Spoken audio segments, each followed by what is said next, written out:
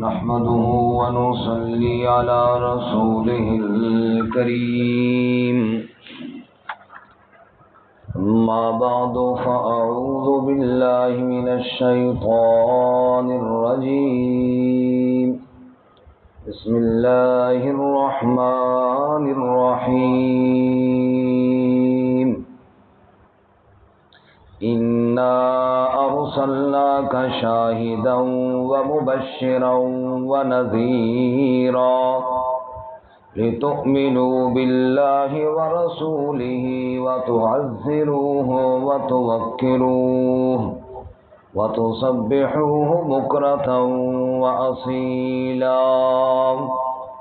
إن الذين يبايعونك إنما يبايعون الله يد الله فوق أيديهم فمن نكث فإنما ينكث على نفسه ومن أوفى بما عاهد عليه الله فسيؤتيه أجرا عظيما. انا ارسلناک، بے شک ہم نے آپ صلی اللہ علیہ وسلم کو بھیجا، شاہدا و مبشرا و نذیرا، گواہی دینے والا اور خوشخبری سنانے والا اور ڈرانے والا بنا کر، لتؤمنوا باللہ، تاکہ تم ایمان لاؤ اللہ کے ساتھ، ورسولہ، اور اس کے رسول صلی اللہ علیہ وسلم کے ساتھ، وتعزروہ وتوقروہ، اور مدد کرو اس کی اور عزت کرو اس کی، وتسبحوہ بکرۃ وأصیلا، اور تسبیح بیان کرو اس اللہ کی صبح اور شام. ان الذین یبایعونک انما یبایعون اللہ، بے شک وہ لوگ جو آپ صلی اللہ علیہ وسلم کی بیعت کرتے ہیں، بے شک وہ بیعت اللہ کی کرتے ہیں. ید اللہ فوق ایدیہم، اللہ کا ہاتھ ہوتا ہے ان کے ہاتھوں پر. فمن نکث، پس جس نے توڑ دیا، فإنما ينکث علی نفسہ، بے شک اس نے توڑا ہے اپنی ذات کے خلاف. ومن اوفی بما عاہد علیہ اللہ، اور جس نے پورا کیا اس بات کو جس پر اللہ سے وعدہ کیا تھا، فَسَيُؤْتِيهِ أَجْرًا عَظِيمًا، پس ان قریب دے گا اسے اللہ اجر عظیم. سبحان ربک رب العزت عما یصفون وسلام علی المرسلین والحمد للہ رب العالمین. اللهم صل على محمد وعلى آل محمد كما صليت على إبراهيم وعلى آل إبراهيم إنك حميد مجيد. اللهم بارك على محمد وعلى آل محمد كما باركت على إبراهيم وعلى آل إبراهيم إنك حميد مجيد. معزز سامعین، سورۃ الفتح کا پہلا رکوع آیت نمبر 8، 9 اور 10 تلاوت کی ہیں. اللہ رب العزت ان کے مطابق صحیح بیان کی توفیق عطا فرمائے اور ہمیں قرآن و سنت پر عمل کرنے کی توفیق عطا فرمائے.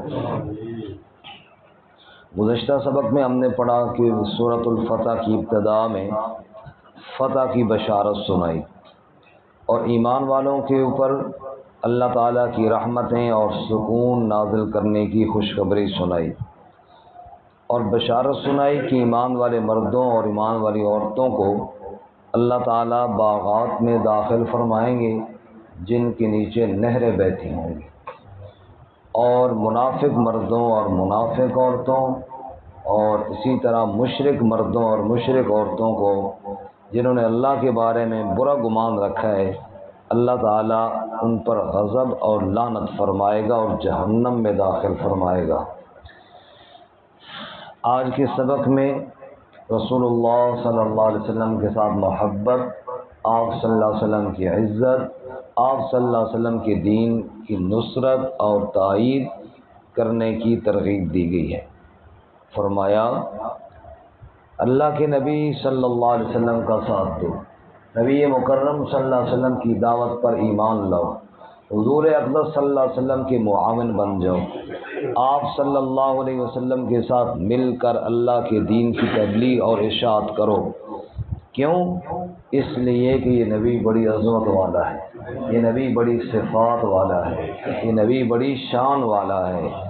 یا انا ارسلناک شاہدا ومبشرا ونذیرا، ہم نے آپ صلی اللہ علیہ وسلم کو شاہد بنا کر کے بھیجا ہے۔ شاہد کا معنی شہادت دینے والا۔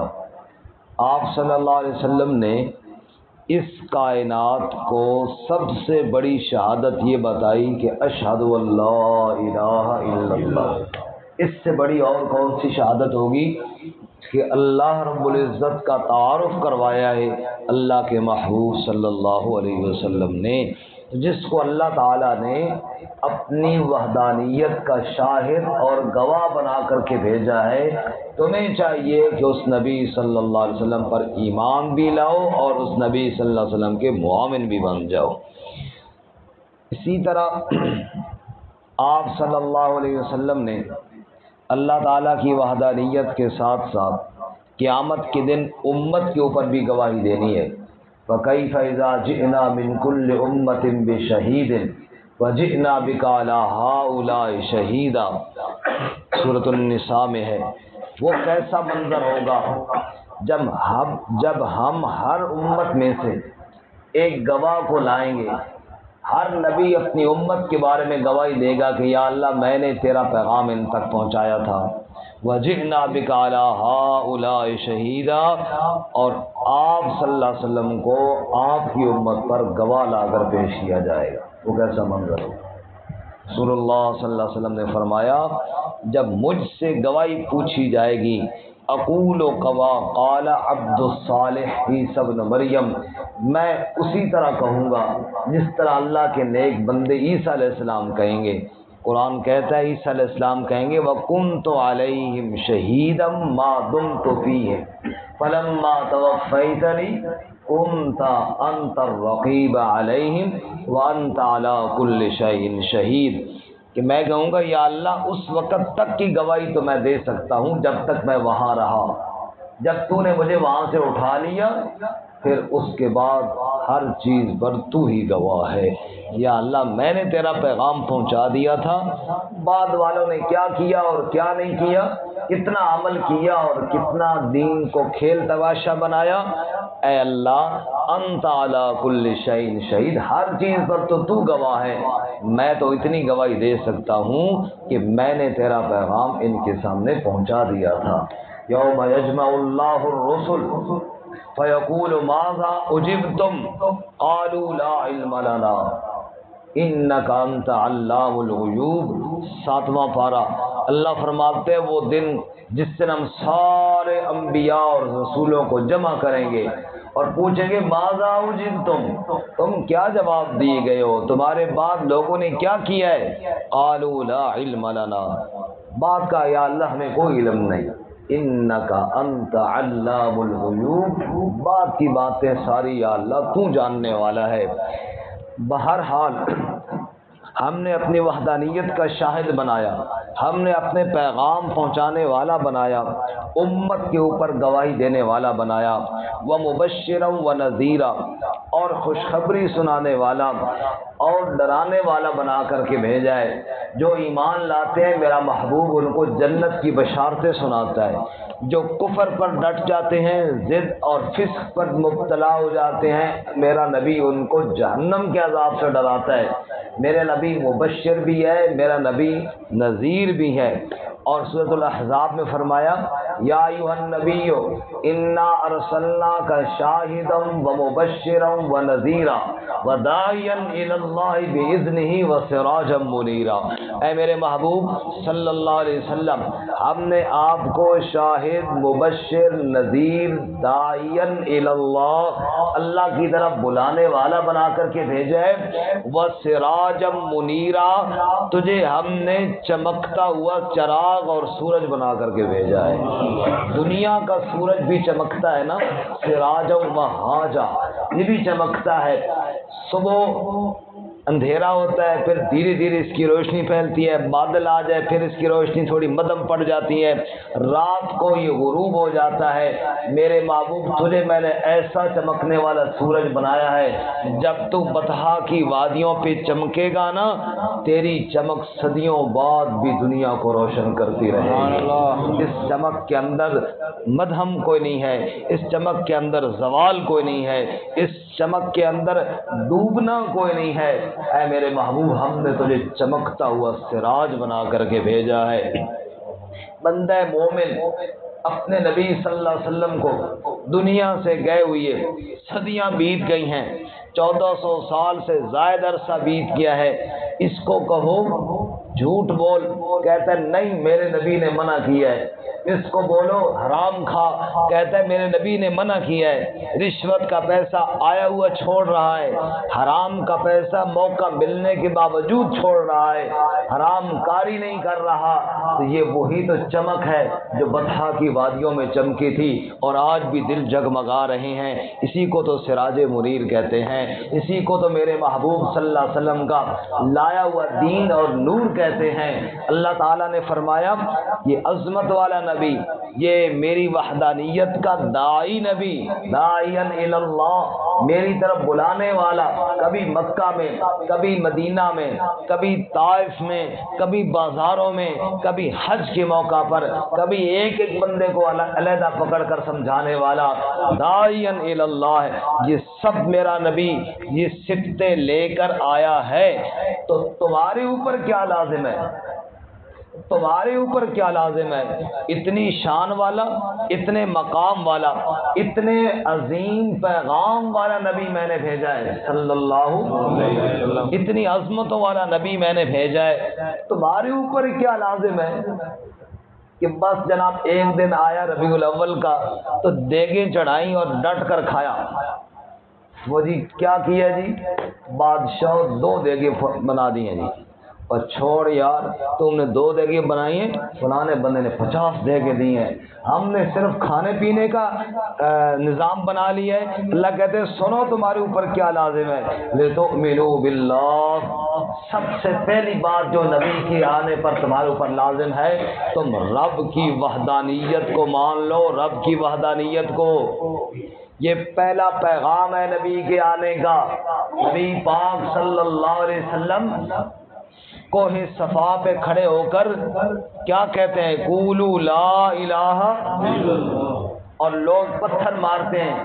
کیوں مارتے ہیں؟ اس بات پر مارتے تھے کہ آپ یہ کہنا چاہتے تھے کہ میں مان جاؤ بھائی میں عبداللہ کا بیٹا ہوں، اس بات پر پتھر مارے کہ وہ عبداللہ کا بیٹا نہیں مانتے تھے؟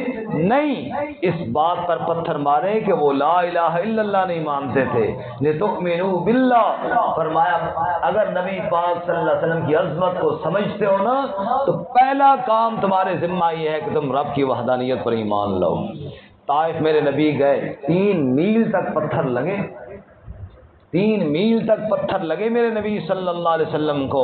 کیا وہاں صرف یہ بات بنوانے کے لیے گئے تھے کہ میں 12 ربیع الاول کو پیدا ہوا ہوں؟ کیا وہاں صرف یہ بات سمجھانے کے لیے گئے تھے کہ مان جاؤ میں آمنہ کے بطن سے پیدا ہوا ہوں اور اس پر وہ بگڑ گئے؟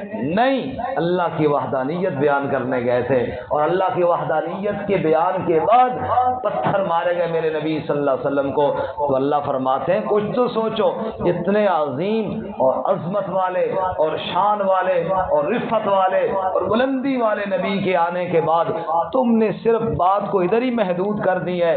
لِتُؤْمِنُوا بِاللَّهِ وَرَسُولِهِ، نبی آیا، نبی آنے کا مقصد پہچانو کہ اللہ کی وحدانیت کو مانو، اس کے نبی کی نبوت کو مانو۔ لتؤمنوا باللہ ورسولہ، اللہ کی وحدانیت اور اس کے نبی کی رسالت پر ایمان لاؤ۔ نبی ایمان کی دعوت لے کر آیا ہے۔ اچھا مثال آپ کو یہ سمجھاؤں، مہمان آیا ہمارے گھر میں، تو مہمان آیا بڑا اہم پیغام لے کر، کوئی معاملہ طے کرنا تھا۔ مثال کے طور پر مہمان آیا، ہم نے کوئی کاروبار شروع کرنا تھا، اس کی ڈیلنگ کے لیے آیا، رشتہ طے کرنا تھا، کوئی اس کے معاملات کے لیے آئے، اہم پیغام لے کر آیا۔ اب جب وہ مہمان آیا جس کا میں انتظار تھا کہ وہ آئے، چلو تاکہ کوئی معاملات ہمارے ٹھیک ہو جائیں، سیدھے ہو جائیں، کاروبار چل پڑے، رشتہ ہو یا جو بھی معاملہ تھا وہ طے ہو جائے۔ اب جب مہمان گھر میں آیا تو بڑے بھی خوش ہو گئے اور چھوٹے بھی خوش ہو گئے۔ بڑے خوش اس لیے ہوئے کہ جو معاملہ ہم نے طے کرنا تھا وہ طے ہو جائے گا۔ بات سمجھ میں آ رہی کہ نہیں آ رہی؟ اور چھوٹے کیوں خوش ہو گئے کہ آج چاول پکیں گے، ہم کھائیں گے۔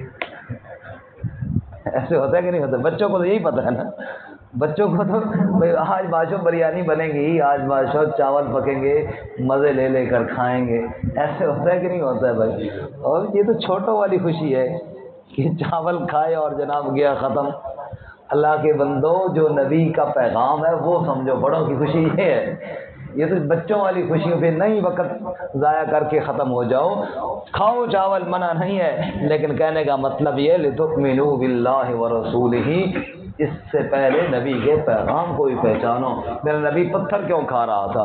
میرا نبی مارے کیوں کھا رہا تھا؟ میرا نبی زخمی کیوں ہوا ہے؟ میرے نبی صلی اللہ علیہ وسلم کو مکہ سے کیوں نکالا گیا تھا؟ میرے نبی صلی اللہ علیہ وسلم کے صحابہ کو کیوں شہید کیا گیا تھا؟ صرف اس وجہ سے کہ وہ جناب آپ صلی اللہ علیہ وسلم کی ولادت پر خوشی نہیں مناتے تھے؟ نہیں، یہ کوئی بات نہیں تھی۔ اور یہ تو آپ بھی جانتے ہیں کہ حضور اقدس صلی اللہ علیہ وسلم کی ولادت پر تو ابو لہب نے بھی خوشی منائی تھی۔ خوشی منانا تو نبی پاک کی ولادت پہ تو کوئی منع نہیں تھا، اس نے بھی منائی تھی، لیکن جب میرے نبی نے لا الہ الا اللہ کہا تو پہلا پتھر بھی اسی نے مارا تھا۔ بات سمجھ آ رہی کہ نہیں؟ پہلا پتھر بھی اسی نے مارا تھا، اسی چاچے نے، جس کا نام لے کر قرآن نے کہا تبت یدا ابی لہب وتب۔ اللہ اکبر۔ اس لیے اللہ ہم سب کو سمجھنے کی توفیق عطا فرمائے۔ لتؤمنوا باللہ ورسولہ وتعزروہ وتوقروہ، میرا نبی جو دین لے کر آیا ہے اس دین میں میرے نبی کے معاون بن جاؤ۔ وتعزروہ، دین مٹ رہا ہے، نبی پاک صلی اللہ علیہ وسلم کی سنتیں ذبح کی جا رہی ہیں، گھر گھر سے جنازے نکل رہے ہیں اور اس کی کوئی پرواہ نہیں ہے، کوئی پرواہ نہیں۔ اللہ کہتا ہے وتعزروہ، میرے نبی کی مدد کرو اس دین میں جو میرا نبی لے کر آیا ہے۔ وتوقروہ، اور دل سے میرے نبی کی عزت اور احترام کرو، میرے نبی کی مدد کرو، دین جو میرا نبی صلی اللہ علیہ وسلم لے کر آیا ہے۔ نبی صلی اللہ علیہ وسلم 23 سالہ دور گزارا نبوت کا۔ کتنا سالہ بولو؟ اس کے بعد خلیفہ بنے ابو بکر صدیق، پھر عمر فاروق، پھر عثمان غنی، پھر سیدنا علی المرتضیٰ رضوان اللہ تعالی عنہ، یہاں تک رہیں۔ کیا نبی صلی اللہ علیہ وسلم نے دین مکمل چھوڑا ہے کہ نہیں چھوڑا؟ بولو۔ جس نبی کے دین میں تھوکنے کے طریقے بتائے گئے ہیں، 28 حدیث کی کتابیں، میرے نبی نے فرمایا نماز کے اندر تھوک آ جائے تو یا کپڑے کے کونے پر کر کے دبا دو، یا جو کہ پہلے کچی جگہ ہوتی تھی نا، یا پاؤں کے نیچے کر کے اوپر مٹی دبا دو۔ پہلے کچی جگہ ہوتی تھی نا، اوپر ریت شہر اوپر وہ مار دو، قالین دینا تھاپ رکھے ہو اس دور کی بات کر رہا ہوں، وہاں پہ کچی مٹی ہوتی تھی۔ بہرحال تھوکنے کا طریقہ میرے نبی صلی اللہ علیہ وسلم نے بتایا یا نہیں بتایا؟ میرے نبی صلی اللہ علیہ وسلم نے پیشاب کرنے کے طریقے بتائے، حدیث کی کتابوں میں ہے۔ آپ نے فرمایا پتھریلی زمین پر پیشاب کرنے سے پہلے جگہ کو تھوڑا نا نرم کر لو تاکہ چھینٹے اوپر نہ پڑے، کپڑے ناپاک نہ ہو، پاؤں ناپاک نہ ہو۔ پیشاب کا طریقہ بتایا میرے نبی۔ ایک ایک چیز اللہ کے نبی نے سکھائی۔ اب ہوا کے رخ پر بیٹھ کر پیشاب نہ کرو، ہوا ادھر سے پڑے گی، کپڑے تمہارے ناپاک ہو جائیں گے۔ ایک ایک چیز میرے نبی صلی اللہ علیہ وسلم نے بتائی ہے، تھوکنے کے طریقے بتائے، پیشاب کے طریقے بتائے، بیت الخلاء میں کیسے پاؤں اندر رکھنا ہے، پھر باہر کیسے نکالنا ہے۔ یعنی یہ تو میں آپ کو وہ مثالیں دے رہا ہوں نا جو چھوٹی چھوٹی ہیں۔ کنگھی کرنے کا کیا طریقہ ہے، سرما ڈالنے کا کیا طریقہ ہے، جس نبی نے اتنے چھوٹے چھوٹے طریقے بتائے، 12 ربیع الاول والے دن اتنا بڑا طریقہ اس نبی نے کیوں نہیں بتایا؟ اگر بتایا تو ہمیں بھی بتاؤ نا، اگر بتایا ہے تو ہمیں بھی بتاؤ نا کہ کہاں لکھا ہوا ہے، کہاں بتایا ہے۔ اگر بتایا ہے تو ہمیں بھی بتاؤ۔ دین کامل چھوڑ کے گئے، 23 سالہ دور نبوت میں کیا ربیع الاول نہیں آیا؟ ابو بکر، عمر، عثمان، علی کی خلافتیں تھیں، حکومتیں تھیں، ان کے دور میں کیا نہیں آیا؟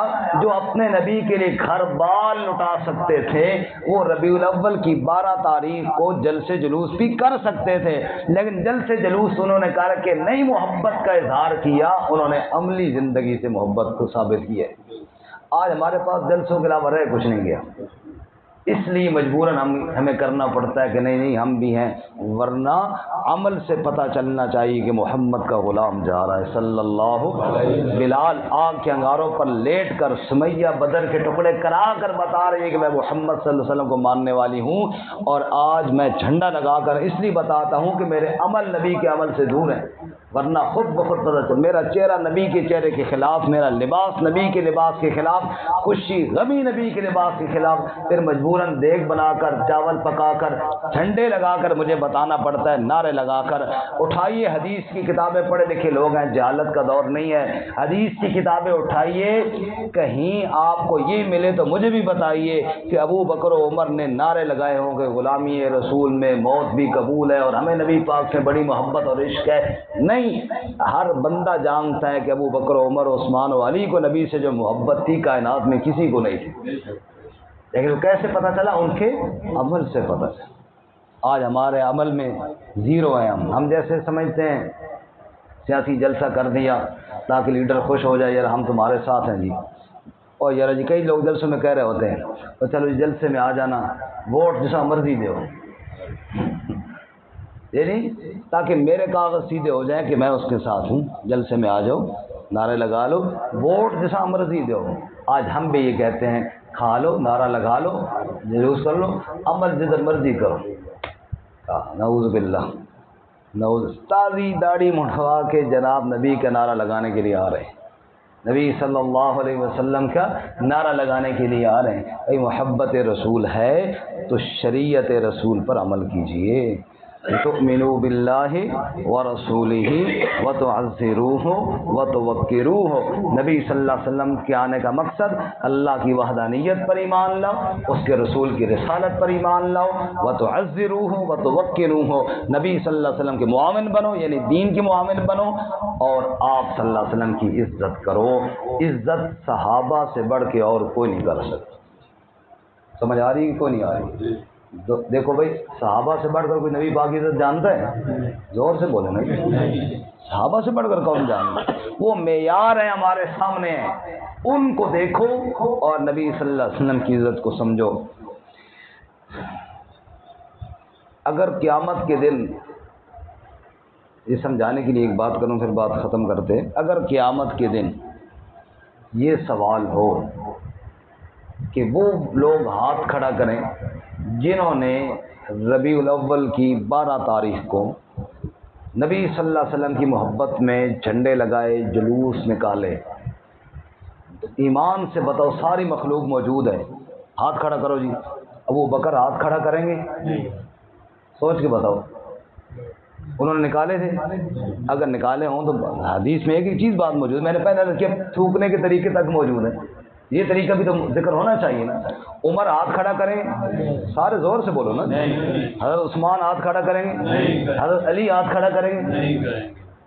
یہ تو 6 صدیوں بعد شروع ہوا، آپ صلی اللہ علیہ وسلم کی دنیا سے جانے کے 600 سال بعد شروع ہوا۔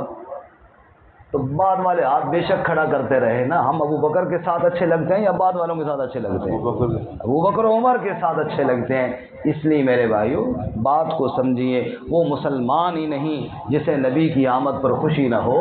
بات یہ ہے کہ خوشی کا طریقہ وہ ہونا چاہیے جو اسلام نے بتایا ہے. میں نے جمعے والے دن بھی عرض کیا تھا، خوشی منانے کا طریقہ بھی اسلام نے سکھایا ہے. جس اسلام نے تھوکنے کے طریقے سکھائے ہیں، خوشی کا طریقہ کیوں نہیں سکھایا؟ آئیے، عید کا دن خوشی کا دن ہے یا نہیں؟ بولو نا جی. عید الفطر کا دن ہو، بندہ مسیحی اعتکاف بیٹھا ہو، سمجھ آئی، اور 29واں روزہ ہو، دل دھک دھک کر رہا ہے کہ جناب پتہ نہیں چاند نظر آتا ہے یا نہیں آتا. وہ زور کے ٹائم میں بستر اپنا لپیٹ کر رکھ دیتا ہے کہ چلو شام کو جانا ہے، اور رات کو پتہ چلے کہ چاند نظر بیچارے ہارٹ اٹیک ہونے کا خطرہ ہوتا ہے. صحیح ہے نا؟ اور اگر پتہ چل جائے کہ چاند نظر آ گیا، پھر دیکھو خوشی کیسی ہوتی ہے. خوشی کا دن ہے یا نہیں ہے نا خوشی کا دن. اور اس دن خوشی منانے کا طریقہ کیا سکھایا کہ پہلے 5 نمازیں پڑھتے تھے، آج 6ٹھی نماز عید کی بھی پڑھو. خوشی مومن تو یوں مناتا ہے، اللہ کے سامنے سجدہ ریز ہو کر مناتا ہے. مومن کی خوشی رب کی سجدے میں ہے، مومن کی خوشی اللہ کی عبادت میں ہے. آج عید الفطر کی نماز پڑھو، تمہاری خوشی کا دن ہے. 5 نمازوں کے لیے اذان اور اقامت ہوتی ہے، اذان اور اقامت بلانے کے لیے ہوتی ہے، اور عید والے دن نہ اذان ہوگی اور نہ اقامت ہوگی. خوشی کا دن جو ہے بغیر بلائے سجدہ کرو، بن بلائے اللہ کے آگے آ کر کیا کرو؟ بولو سجدہ کرو. تو مومن کی خوشی تو یوں ہوتی ہے. بہرحال لِتُؤْمِنُوا بِاللَّهِ وَرَسُولِهِ وَتُعَزِّرُوهُ وَتُوَقِّرُوهُ، اللہ پر ایمان لاؤ اور اس کے رسول صلی اللہ علیہ وسلم پر ایمان لاؤ، اور دین نبی کی نصرت کرو اور نبی پاک صلی اللہ علیہ وسلم کی عزت کرو. اگر بال کے برابر بھی عزت محمد صلی اللہ علیہ وسلم میں کمی آئی تو ایمان ضائع ہو جائے گا. اچھا یا اللہ پھر کیسے کریں؟ طریقہ کیا ہے؟ فرمایا وَتُسَبِّحُوهُ بُكْرَةً وَأَصِيلًا، یہ طریقہ ہے اللہ کی تسبیح بیان کرو صبح اور شام. صبح و شام کہو سبحان اللہ، اللہ شریکوں سے پاک ہے. اللہ کی حمد بیان کرو، تسبیح بیان کرو. ان الذین یبایعونک انما یبایعون اللہ، اے میرے محبوب جن جن لوگوں نے آپ کے ہاتھ پر بیعت کی ہے وہ آپ سے نہیں، وہ بیعت تو اللہ سے کر رہے تھے. سبحان اللہ. یا اللہ سے کیسے بیعت کر رہے تھے؟ فرمایا ید اللہ فوق ایدیہم، میرے محمد نیچے تیرا ہاتھ تھا، اوپر تیرے یاروں کا ہاتھ تھا. ید اللہ فوق ایدیہم، ان ہاتھوں کے اوپر اللہ کا ہاتھ بھی موجود تھا. سبحان اللہ. اس لیے ہم کہتے ہیں جنہوں نے محمد صلی اللہ علیہ وسلم کے ہاتھ پر ہاتھ دیا ہے ان کے بارے میں اپنی زبانوں کو روک لو.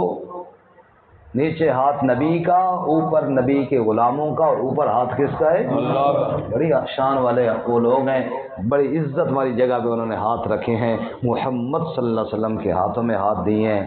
فمن نکث فانما ينكث على نفسه، جس نے بات توڑ دی، وعدہ توڑ دیا، اپنی ذات کا نقصان کرے گا. ومن اوفى بما عاهد عليه الله، اور جس نے وعدہ پورا کر لیا جو اللہ سے کیا تھا، فسيؤتيه اجرا عظيما، ان قریب اللہ اسے اجر عظیم عطا فرمائے گا. اللہ تعالی عمل کی توفیق عطا فرمائے. قرآن و سنت کی روشنی میں ہم سب کو زندگی گزارنے کی